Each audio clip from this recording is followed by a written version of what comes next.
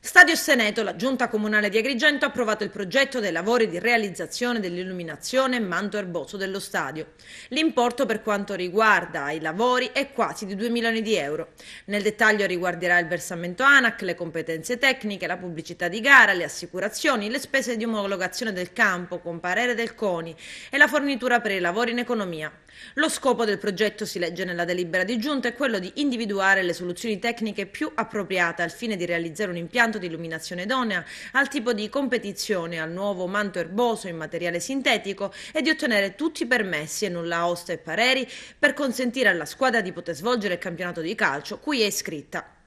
Era il 26 ottobre scorso quando i tifosi dell'Acragas si sono riversati in strada a manifestare lungo la via Atenea e fino a Palazzo dei Giganti, rivendicando il diritto di poter avere l'agibilità dello Stadio Seneto. Un diritto negato, quello di poter tifare la propria squadra nel cuore, dentro le mura biancazzurre.